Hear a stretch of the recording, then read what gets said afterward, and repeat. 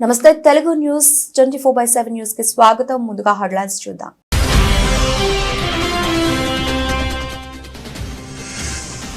భారత్లో ట్రంప్ ప్రకంపనలు, ఎన్నికల్లో అమెరికా సాయంపై దుమారం.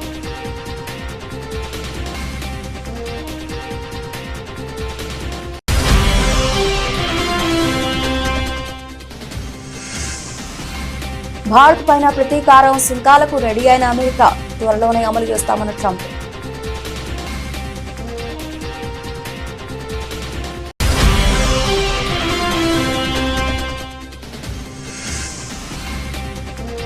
₹10,000 కోట్ల ఇచ్చిన జాతీయ విద్యా విధానం అమలు చేయం, సంచలన వ్యాఖ్యలు చేసిన సీఎం స్టాలిన్.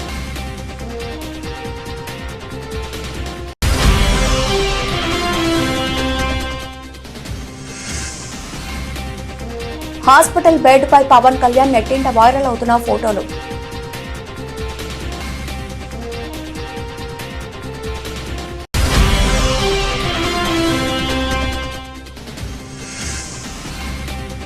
సన్నగిలిన ఆశలు, ఎస్ఎల్బీసీ టనల్లో కొనసాగుతున్న రెస్క్యూ ఆపరేషన్.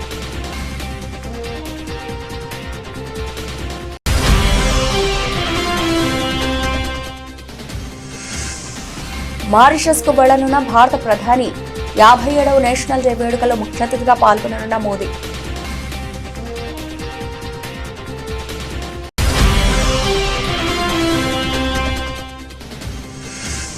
వారి ఉచ్చులో పడద్దు, కులగణనపై తప్పుడు ప్రచారాన్ని తిప్పికొట్టాలి, తీన్మార్ మల్లన్నపై సీఎం రేవంత్ కీలక వ్యాఖ్యలు.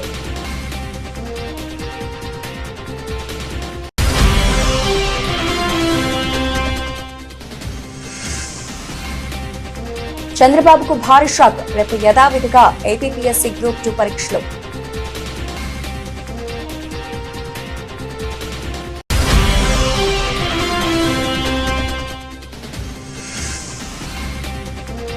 వైఎస్ జగన్ యూటర్న్, అసెంబ్లీ సమావేశాలకు హాజరయ్యే యోచనలో మాజీ సీఎం.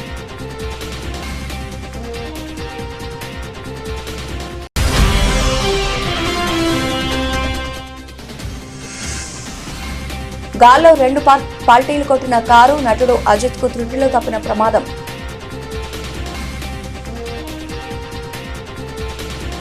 భారత్ కు $21 మిలియన్ సహాయంపై అమెరికన్ అధ్యక్షుడు డొనాల్డ్ ట్రంప్ చేసిన తీవ్ర ఆరోపణలు దేశంలో ప్రకంపనలు సృష్టిస్తున్నాయి.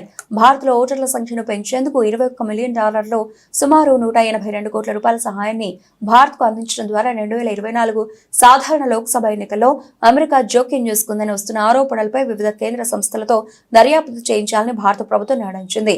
నీకది నాకిది తరహాలో ఏదో కిక్ బ్యాక్ పథకమని ట్రంప్ తీవ్ర ఆరోపణలు చేశారు. మస్కాబ్లోని డోస్ శాఖ చేసిన ఆరోపణలతో అన్ని వేళలు విపక్ష కాంగ్రెస్ వైపు తిరిగాయి. కేంద్రంలోని బీజేపీని గద్దెదించడానికి అప్పటి అధ్యక్షుడు జో బైడెన్ ద్వారా రాహుల్ గాంధీయే ఆ సహాయాన్ని అందుకున్నారంటూ బీజేపీ నేతలు దాడికి దిగారు. బీజేపీ హయాంలోనే ఇది జరిగిందని ఆరోపణలు రావడంతో దర్యాప్తుకు కేంద్రం ఆదేశించింది. ఈ అంశంపై దర్యాప్తు ఎలా, ఎక్కడి నుంచి ప్రారంభించాలి అనే అంశాలను ఎన్ఫోర్స్మెంట్ డైరెక్టర్ ఈడీ పరిశీలిస్తోంది. మనీ లాండరింగ్ కింద కేసు నమోదు చేద్దామంటే దీనికి సంబంధించి దేశంలో ఇంతవరకు ఎలాంటి ఎఫ్ఐఆర్ నమోదు కాలేదు. అందుకే సిబిఐ, పోలీస్ శాఖల సహాయం తీసుకోవాలని ఈడీ యోచిస్తోంది. ఈ నిధుల అంశంపై భారత్లో రాజకీయ దుమారం చెలరేగింది. అమెరికా ఆరోపణలపై ఇప్పటికే భారత విదేశాంగ శాఖ ఆందోళన వ్యక్తం చేసింది. అమెరికా చర్య భారత ఎన్నికల్లో జోక్యం చేసుకోవడమేనని ఆరోపించింది. దీనిపై దర్యాప్తు చేయాలని నిర్ణయించింది. ఇది రాజకీయ విమర్శలకు కూడా తావిచ్చింది. ఈ అంశం వెల్లడి వెనుక కాంగ్రెస్ అగ్రనేత రాహుల్ గాంధీ హస్తం ఉందని బీజేపీ ఆరోపించింది. యుఎస్ కు చెందిన ఫైనాన్షియల్ జార్జ్ సోరెస్ తో కుమ్మక్కై ప్రధాని మోదీపై ద్వేషాన్ని సృష్టించడం ద్వారా భారతదేశ ప్రజాస్వామ్యం, సార్వభౌమాధికారాన్ని దెబ్బతీయడానికి కాంగ్రెస్ ప్రభుత్వం ప్రయత్నం చేస్తోందని విమర్శించింది. అయితే భారత్లో డీప్ స్టేట్ ఆస్తులను నిలబెట్టుకోవడానికి ఈ నిధులను వినియోగించారని బీజేపీ ఆరోపించింది. ఈ వ్యవహారాన్ని తేల్చేందుకు సమగ్ర దర్యాప్తు అవసరమని బీజేపీ నేత ప్రదీప్ భండారి పేర్కొన్నారు. $18 million for helping India with its elections. Why the hell? Why don't we just go to all paper ballots? Let them help us with their elections, right? Voter ID. Wouldn't that be nice? We're giving money to India for elections. They don't need money. They take advantage of us pretty good. One of the highest tariff nations in the world. We try and sell something, they have a 200% tariff, and then we're giving them a lot of money to help them with their election. Here are some of the flagrant scams that, as an example, they've spent money on and we've been able to recapture for a large dose of it at least. $520 million for a consultant to, think of that, $520 million. $520 million. You know, when I hire consultants and they just take advantage of me, it's a horrible thing to watch. And I give them $25,000. I feel I'm overpaying. These guys got $520 million. Environmental, social, governance, and investments in Africa. $25 million to promote biodiversity, conservation, and socially responsible behavior in Colombia. This is Colombia, South America, not Columbia University. Of course, that might be worse, actually, based on their actions. $40 million to improve the social and economic inclusion of sedentary migrants. Nobody knows where. Who are they? Where do they come from? Just sedentary migrants. Nobody even knows what a sedentary migrant is. If they were sedentary, they wouldn't be a migrant, right? They wouldn't move. No, they wouldn't move. They'd stay in the same place. Right, Doug? $42 million for social and behavior change in Uganda. $10 million for Mozambique medical male circumcisions. Why are we going to Mozambique to do circumcisions? It's a lot of money. $14 million for improving public procurement in Serbia. Here's a beauty. $486 million to a consortium of elections and political process strengthening ideas, of which $22 million goes to inclusive and participatory political process in Moldova. $29 million goes to strengthen the political landscape and help them out so that they can vote for a radical left communist in Bangladesh. You had to see who they supported. You wouldn't believe, yeah, you would believe it. Nobody in this room would be in that group. $20 million for fiscal federalism and $19 million for biodiversity in Nepal. $47 million for improving. Bharat, China వంటి దేశాలపై త్వరలో ప్రతీకార సుంకాలు విధిస్తామని America అధ్యక్షుడు Donald Trump పునరుద్ఘాటించారు.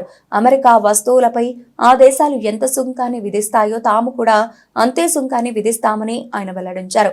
శుక్రవారం నాడు ఇక్కడ ఆయన విలేకరుల సమావేశంలో మాట్లాడుతూ త్వరలోనే తాము ప్రతీకార సుంకాలు విధిస్తామని చెప్పారు.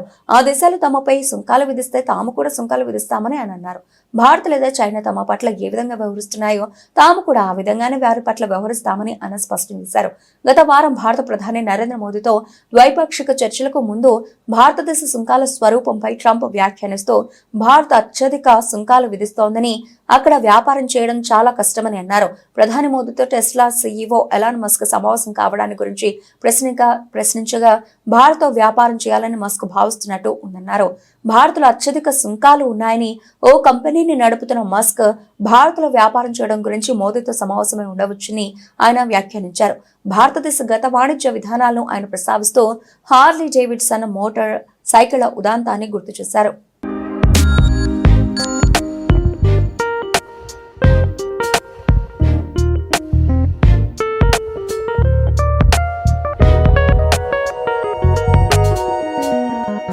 తమిళనాడు సీఎం ఎంకే స్టాలిన్ సంచలన వ్యాఖ్యలు చేశారు. జాతీయ విద్యా విధానాన్ని ఎన్ఈపీ తమ రాష్ట్రంలో అమలు చేసే ప్రసక్తే లేదని మరోసారి స్పష్టం చేశారు.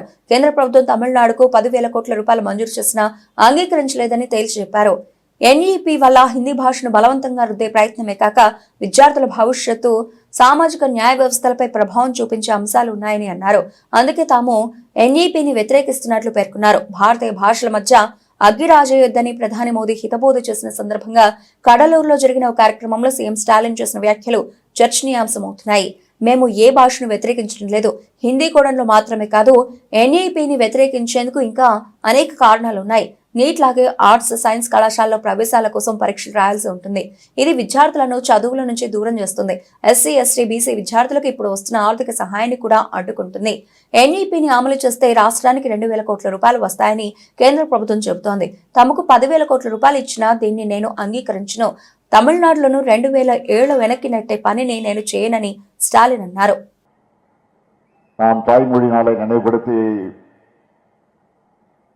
அதை இன்றைக்கு வெளிப்படுத்த வேண்டிய அவசியத்திற்கு நாம் வந்திருக்கிறோம்.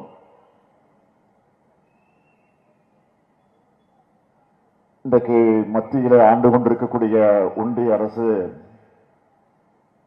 மோடி அவர்கள் தலைமையில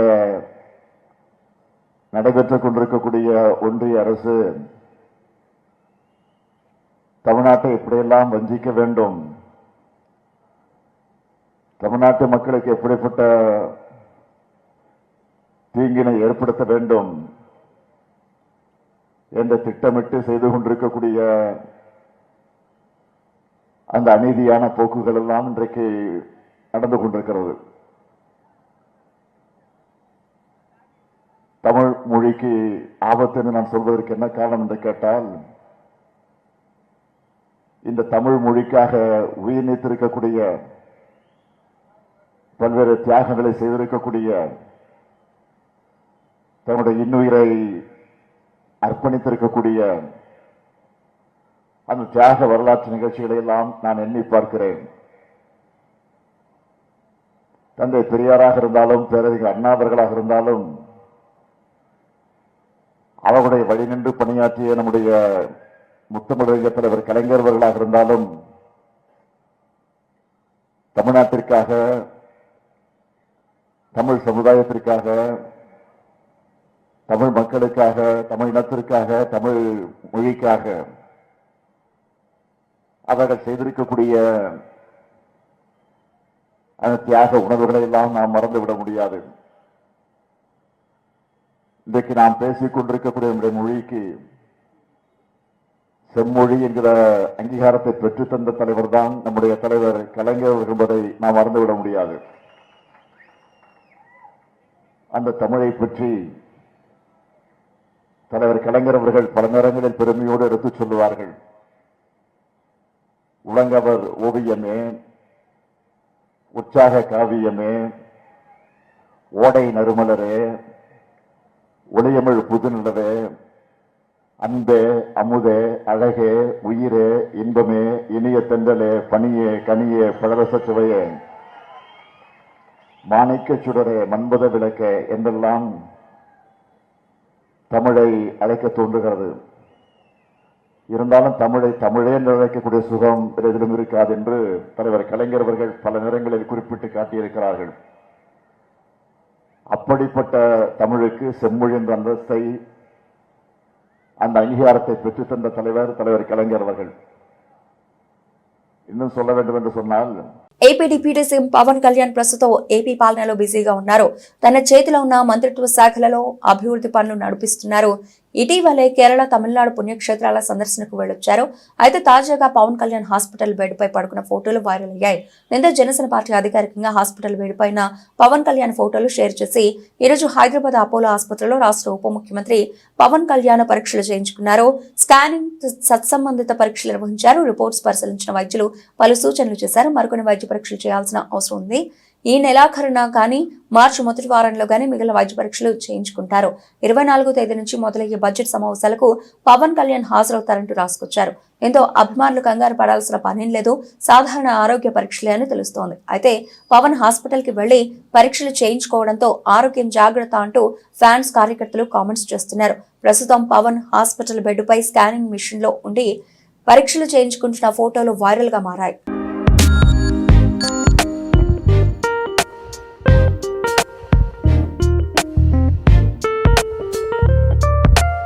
నాగర్ కర్నూలు జిల్లా దోమలపెంట వద్ద ఎస్ఎల్బీసీ టన్నెల్ ప్రమాదంలో చిక్కుకున్న 8 మందిని సురక్షితంగా రక్షించేందుకు అధికార యంత్రాంగం తీవ్ర ప్రయత్నాలు ప్రారంభించి అర్ధరాత్రి నుంచి సహాయక చర్యలు నిర్విరామంగా కొనసాగుతున్నాయి.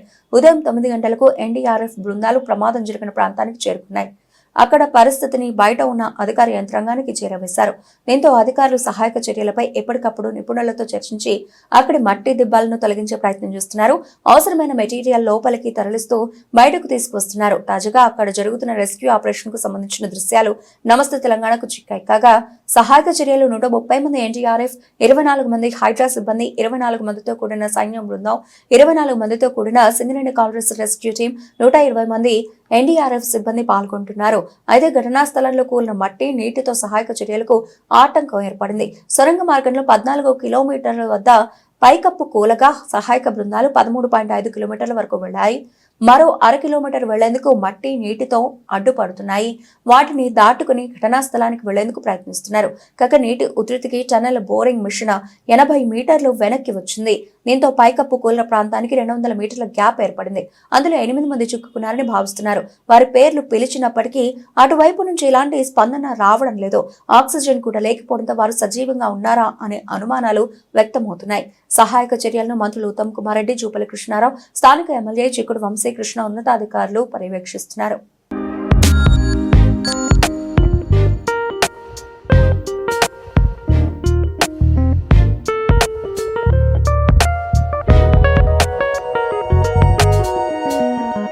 ప్రధాని మోదీ మారిషస్ పర్యటనకు వెళ్లనున్నారు. మార్చి 12న అక్కడ జరగనున్న 57వ నేషనల్ డే వేడుకల్లో ఆయన ముఖ్య అతిథిగా పాల్గొన్నారు. ఈ మేరకు మారిషస్ ప్రధాని నవీన్ రామ్ గూలం పార్లమెంట్లో ఈ విషయాన్ని తెలిపారు. ఆ దేశ పార్లమెంటును ఉద్దేశించి శనివారం ఆయన మాట్లాడారు. మన దేశ 57వ స్వాతంత్ర దినోత్సవ వేడుకల కోసం భారత ప్రధాని నరేంద్ర మోదీ ముఖ్య అతిథిగా హాజరు కావడానికి ఒప్పుకున్నారు. అయితే ఈ విషయం చెప్పడం నాకు సంతోషంగా ఉంది. ఆయనకు చాలా బిజీ షెడ్యూల్ ఉన్నా కూడా మన ఆహ్వానానికి ఒప్పుకోవడం మనకు దక్కిన గౌరవం. ఇలాంటి వ్యక్తికి మనం ఆతిథ్యం ఇవ్వడం కూడా ఒక ప్రత్యేక గౌరవమేనని నవీన్ రామ్ గూలం పార్లమెంట్లో అన్నారు. అలాగే ప్రధాని మోదీ ఇక్కడికి వస్తే ఇరు దేశాల మధ్య సన్నిహిత సంబంధాలు మరింత పెరుగుతాయని పేర్కొన్నారు. ఇదిలా ఉండగా మారిషస్ కు 1968 మార్చి 12న బ్రిటిష్ పాలన నుంచి స్వాతంత్రం వచ్చింది. గత ఏడాది అక్కడ జరిగిన స్వాతంత్ర దినోత్సవ వేడుకలకు భారత రాష్ట్రపతి ద్రౌపది ముర్ము ముఖ్య అతిథిగా వెళ్లారు. అంతేకాదు గత ఏడాది నవంబర్లో మారిషస్ ప్రధానిగా నవీన్ రామ్ గూలం ఎన్నికయ్యారు. ఆ సమయంలో ప్రధాని మోదీ ఆయనకు ఎక్స్ వేదికగా అభినందనలు తెలిపారు. చాలా ఏళ్ల నుంచి మారిషస్ తో భారత ప్రభుత్వం శాశ్వతమైన భాగస్వామ్యాన్ని కొనసాగిస్తూ వస్తోంది. అంతేకాదు బడ్జెట్లో మారిషస్ కు ప్రత్యేక నిధులు కూడా ఇస్తోంది. కులగణన సర్వేపై పార్టీ బీసీ నేతలకు కీలక సూచనలు చేశారు సీఎం రేవంత్ రెడ్డి. మనం చేసిన లెక్క ముమ్మాటికి పక్కా అని ఆయన అన్నారు. కులగణనపై తప్పుడు ప్రచారం చేస్తున్న వారికి గట్టిగా సమాధానం చెప్పండి అని పిలుపునిచ్చారు. కేసీఆర్, కేటీఆర్, హరీష్ కుల సర్వేలో పాల్గొనలేదన్నారు. ఫామ్ హౌస్ లో పడుకున్న వ్యక్తి బీసీలకు మంచివాడా అని సీఎం రేవంత్ ప్రశ్నించారు. కులగణనలో పాల్గొనాలని వారి ఇంటి ముందు మేలుకొలుపు డప్పు కొట్టండని రేవంత్ రెడ్డి పిలుపునిచ్చారు. మార్చి 10లోపు కులాల వారీగా సంఘం మీటింగ్లు పెట్టుకోండి. బీసీ కులగణన బలహీన వర్గాల భావోద్వేగం, దీన్ని ముందుకు తీసుకెళ్లడమే మన లక్ష్యం కావాలి. సర్వేపై తప్పుడు ప్రచారాన్ని తిప్పికొడుతూ వివరించండి. ప్రతిపక్షాల నెగిటివ్ ప్రచారాన్ని సెమినార్లు పెట్టి ఎండగట్టండి. జనగణన కులగణన జరగాలని డిమాండ్ చేస్తున్నాం. బీసీ రిజర్వేషన్ల కోసం నా శక్తి వంచన లేకుండా కృషి చేస్తా. దీన్ని కాపాడుకోవాల్సిన బాధ్యత పార్టీ బీసీ నేతలదే. బీఆర్ఎస్, బీజేపీ అసత్య ప్రచారం చేస్తున్నాయి. ఎక్కడ తప్పు జరిగిందో చూపించాలని బీజేపీ, బీఆర్ఎస్ నేతలకు సవాల్ చేస్తున్నా. పార్టీ నేతలు బీసీ కులగణనపై అవగాహన చేసుకోవాలి. ప్రతిపక్షాల ఉచ్చులో పడద్దు. బీసీలు మీరు మౌనంగా ఉంటే మీకే నష్టం. బీసీలు నిలదీస్తే తమ పదవులు పోతాయని బీజేపీ, బీఆర్ఎస్ కుట్ర చేస్తున్నాయి. తెలంగాణలో కాంగ్రెస్ అధికారంలోకి వస్తే కులగణన చేస్తామని రాహుల్ గాంధీ మాటిచ్చారు. బలహీన వర్గాల ముందుకొచ్చి కాంగ్రెస్ ప్రభుత్వాన్ని ఏర్పాటు చేశాయి. తమ నాయకుడు ఇచ్చిన మాటను నిలబెట్టుకోవాలని బీసీ కులగణన చేశామని రేవంత్ తెలిపారు. అదే విధంగా మీరు పోత గవర్నమెంట్ ఆఫీస్కి వచ్చి కూర్చొని మీరు నమోదు చేయించుకోవడం అంటే గవర్నమెంట్ ఆఫీస్లో కూడా పెట్టినాం. ఇంతకంటే పారదర్శకంగా ఈ రాష్ట్రంలో, ఈ దేశంలో ఎక్కడైనా జరిగిందా? ఇంత పారదర్శకంగా మనం చేస్తున్నా చంద్రశేఖరరావు గారు, హరీష్ రావు గారు, తారక రామారావు గారు ఇప్పటి వరకు నమోదు చేయించుకోలే. ఎందుకు వీళ్ళు నమోదు చేయించుకుంటలేరు? ఏంది కారణం? వాళ్ళందరూ నమోదు చేయించుకుంటే మీ లెక్క తెలుస్తుంది, వాళ్ళ లెక్క తెలుస్తుంది. 50% పైన ఉన్న మీ లెక్క తెలుస్తుంది, 6% ఉన్న వాళ్ళ లెక్క తెలిస్తే రేపు పొద్దుగాల మీరు అడుగుతారు కదా. పోయిన మంత్రివర్గంలో ఎవరెవరు ఉన్నారు? చంద్రశేఖరరావు, హరీష్ రావు, తారక రామారావు, దయాకర్ రావు, వినోద్ రావు, ఎంతమంది మంత్రులు ఉన్నారు? మీరు అడుగుతారు కదా. 6% ఉంటే మీరు కన్య తీసుకుంటే మరి 50% పైన ఉన్న మరి మా సంగతి ఏం సార్ అని మీరు లెక్కలు అడుగుతారని. ఎట్టి పరిస్థితుల్లో ఈ లెక్క అనేది ముద్ర కాకూడదు, ఈ లెక్క అనేది జరగకూడదు అంటే ఈ లెక్కనే తప్పుడు లెక్క అని చెప్పి మన మీద బురద చల్లితే ఇక వీళ్ళు వెనక్కి పోతారు, భయపడతారు. మనోళ్ళు కూడా ఏ లెక్క లేని దగ్గర ఏదో ఒక లెక్క పెట్టుకొని మాది అంతుండే ఇప్పుడు ఇంత తగ్గిందని. అయ్యా నేను ఈరోజు చెప్తున్నా, మన మిత్రులు వినయ్ కుమార్ గారు ఒక మాట చెప్పారు. వీలైతే గతంలో లెక్కలు ఏవైతున్నాయో అఫీషియల్గా మీరు ఒకసారి లిస్ట్ అయ్యారు. గతంలో చంద్రశేఖరరావు ఇచ్చిన లెక్క ప్రకారం 51% బీసీలు, 21 మీరు నోట్ చేసుకోండి అందరు, 51% బీసీలు చంద్రశేఖరరావు ఇచ్చిన లెక్క, 21% ఓసీలు, 18% ఎస్సీలు, 10% ఎస్టీలు, 51, 21, 72, 18 ఎస్సీలు 90, 10 ఎస్టీలు 100%. 4 కేటగిరీల కింద చంద్రశేఖరరావు గారు ఇచ్చిన లెక్క. చంద్రశేఖరరావు గారు ఇచ్చిన లెక్క ప్రకారం వాళ్ళు హిందూ ప్రాక్టీసింగ్ బీసీలా, ముస్లిం ప్రాక్టీసింగ్ బీసీలా ఎవరనేది పక్కన పెడితే ఆయన ఇచ్చిన మొత్తం లెక్క 51%. ఇవాళ మనం ఇచ్చిన లెక్క నేను చెప్పదలుచుకున్నా. ఏది? 3,54,77,554 మందిలా ఎస్సీలు 17.43%, ఎస్టీలు 10.45%, బీసీ హిందూ ప్రాక్టీసింగ్ వాళ్ళు అంటే 46.25%, అదేవిధంగా బీసీ ముస్లిం ప్రాక్టీసింగ్ వాళ్ళు 10.08%. ఈ రెండు కలిపితే మనకు 56.33%. నేను ఇప్పుడు మా మిత్రులను అడుగుతున్నా, 51% ఎక్కువనా 56.33% ఎక్కువనా? మిత్రులారు మీరు చెప్పండి, బీసీల లెక్క తగ్గిందా పెరిగిందా? మరి 5-6% దాదాపుగా పెరిగితే ఈరోజు ఎవడో వస్తాడు బీసీల లెక్కలు తగ్గించాడు రేవంత్ రెడ్డి, బీసీల లెక్కలు తగ్గించిండు అంటాడు. చంద్రశేఖరరావు 21% ఓసీలు ఇచ్చాడు. నేను ఇచ్చిన లెక్కల్లో 15.79 ఓసీల లెక్క. ఓసీలు చంద్రశేఖరరావు 21% ఇస్తే రేవంత్ రెడ్డి 15.79% ఇచ్చాడు. ఓసీల లెక్క తగ్గిందా పెరిగిందా? మరి ఓసీల లెక్క తగ్గింది, సేమ్ అది బీసీలలో పెరిగింది. ఆంధ్రప్రదేశ్లో గ్రూప్ 2 మెయిన్స్ పరీక్షలు తీవ్ర గందరగోళానికి దారితీసింది. నిరుద్యోగులు వాయిదా కోసం పట్టుబట్టగా ప్రభుత్వం తీవ్ర చర్చలు జరిపింది. న్యాయ సలహా తీసుకుని వాయిదా వేయాలని ప్రభుత్వం ఆదేశించగా ముఖ్యమంత్రి చంద్రబాబు ఆదేశాలను ఏపీపీఎస్సీ బేఖాతరు చేసింది. యథావిధిగా గ్రూప్ 2 మెయిన్స్ పరీక్షలు నిర్వహిస్తామని ఏపీపీఎస్సీ ప్రకటించడం సంచలనం రేపింది. స్వయంగా సీఎం ఆదేశించినా కూడా కమిషన్ వాయిదా వేయకపోవడంతో ఏపీలో తీవ్ర చర్చనీయాంశంగా మారింది. గ్రూప్ 2 మెయిన్ పరీక్షలపై అభ్యర్థుల విన్నపాన్ని పరిగణలోకి తీసుకుని కొన్ని రోజుల పరీక్షలు వాయిదా వేయాలని ఏపీపీఎస్సీ కార్యదర్శికి ఏపీ ప్రభుత్వం లేఖ రాసింది. అయితే ఆ లేఖపై ఏపీపీఎస్సీ ఇంతవరకు స్పందించలేదు. పరీక్ష వాయిదా పడిందని విస్తృతంగా ప్రచారం జరగడంతో ఏపీపీఎస్సీ సంచలన ప్రకటన చేసింది. 23వ తేదీన జరిగే గ్రూప్ 2 మెయిన్స్ పరీక్ష యథాతథంగా జరుగుతుందని ప్రకటించింది. పరీక్షల వాయిదా అని జరుగుతున్న ప్రచారాన్ని ఖండించింది. సోషల్ మీడియాలో జరిగే తప్పుడు ప్రచారాన్ని నమ్మొద్దని ఈ సందర్భంగా అభ్యర్థులకు ఏపీపీఎస్సీ సూచించింది. ఆదివారం ఉదయం 10 గంటల నుంచి 12:30 వరకు పేపర్ 1 పరీక్ష, అలాగే మధ్యాహ్నం 3 గంటల నుంచి 5:30 వరకు పేపర్ 2 పరీక్ష ఉంటుందని ప్రకటనలో పేర్కొంది. అభ్యర్థులు 15 నిమిషాల ముందు పరీక్ష కేంద్రానికి రావాలని సూచించింది.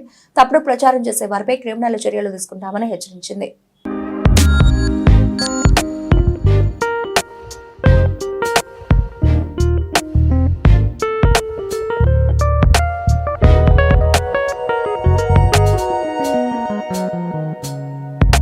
అధికారం కోల్పోయిన మాజీ ముఖ్యమంత్రి వైఎస్ జగన్మోహన్ రెడ్డి అసెంబ్లీ సమావేశాలకు గైర్హాజరు కావాలని నిర్ణయం తీసుకున్న విషయం తెలిసిందే.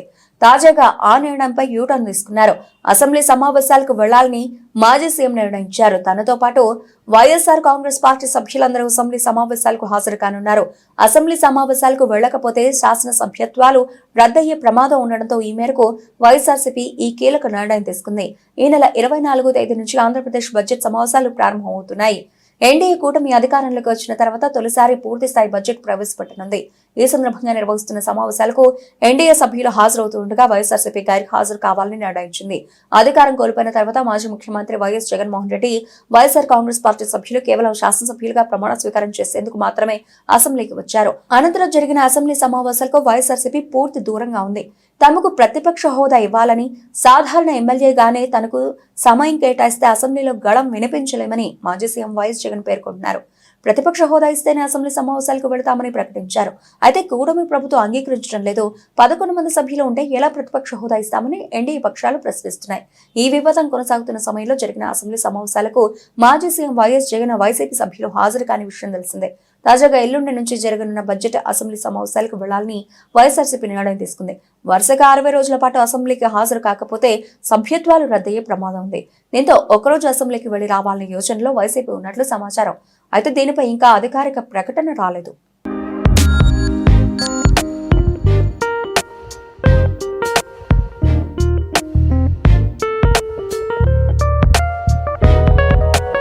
అజిత్ కుమార్ ఇటీవల స్పెయిన్లోని వాలెన్సియాలో జరిగిన ఫోర్షెస్ స్ప్రింట్ ఛాలెంజ్ రేసులో పాల్గొన్నారు. ఈ రేసు సమయంలో ఆయన నడిపిన కారు ముందు వెళుతున్న మరో కారును ఢీకొట్టడంతో గాల్లో 2 పల్టీలు కొట్టింది. అయితే అదృష్టవశాత్తు అజిత్ ఈ ప్రమాదం నుంచి సురక్షితంగా బయటపడ్డారు. ఆయనకు తీవ్రమైన గాయాలేమీ కాలేదు. ప్రమాదం జరిగిన వెంటనే ఆయన కారు నుంచి క్షేమంగా దిగినట్లు వీడియోలో కనిపించింది. దీంతో అజిత్ అభిమానులు ఊపిరి పీల్చుకున్నారు. కాగా ఇందుకు సంబంధించిన వీడియోలు వైరల్ గా మారాయి. రేసింగ్ అంటే అజిత్ కు మహా ఇష్టమైన విషయం తెలిసిందే. ఈ నేపథ్యంలోనే ఆయన అజిత్ కార్ రేసింగ్ అనే ఒక టీమ్ ను కూడా ఏర్పాటు చేసుకున్నారు. ఈ ఏడాది జనవరిలో జరిగిన దుబాయ్ కార్ రేసింగ్ ఈవెంట్ లో అజిత్ టీమ్ 3వ స్థానం కైవసం చేసుకున్న విషయం తెలిసిందే. ఈ రేస్ కి ముందు కూడా అజిత్ కారు ప్రమాదానికి గురైంది.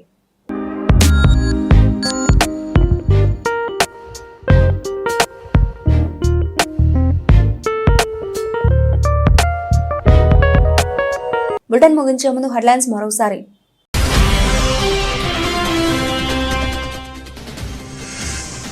భారత్లో ట్రంప్ ప్రకంపనలు, ఎన్నికల్లో అమెరికా సాయంపై దుమారం.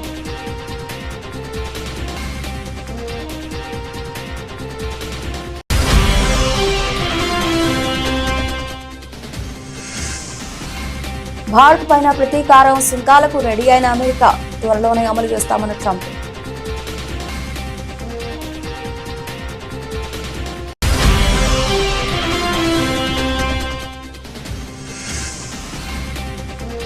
₹10,000 కోట్ల ఇచ్చిన జాతీయ విద్యా విధానం అమలు చేయం, సంచలన వ్యాఖ్యలు చేసిన సీఎం స్టాలిన్.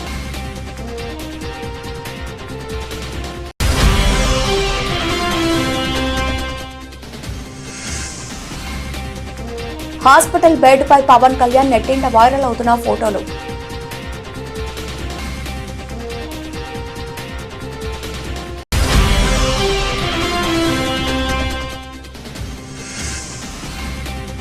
సన్నగిలిన ఆశలు, ఎస్ఎల్బీసీ టనల్లో కొనసాగుతున్న రెస్క్యూ ఆపరేషన్.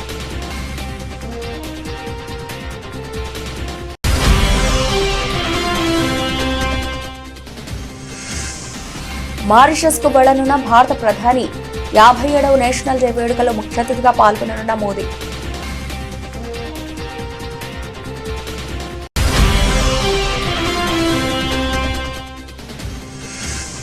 వారి ఉచ్చులో పడద్దు, కులగణనపై తప్పుడు ప్రచారాన్ని తిప్పికొట్టాలి, తీన్మార్ మల్లన్నపై సీఎం రేవంత్ కీలక వ్యాఖ్యలు.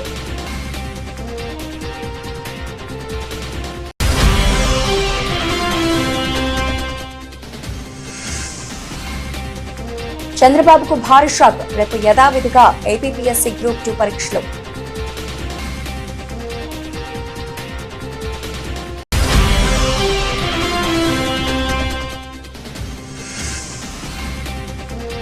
వైఎస్ జగన్ యూటర్న్, అసెంబ్లీ సమావేశాలకు హాజరయ్యే యోచనలో మాజీ సీఎం.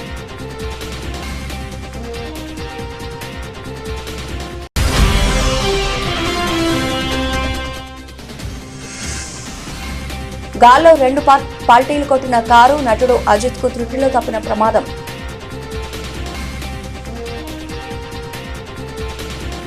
ఇవి ఇప్పటివరకు నా అప్డేట్స్. మరిన్ని అప్డేట్స్ తో మళ్ళీ కలుద్దాం. అంతవరకు సెలవు, నమస్తే.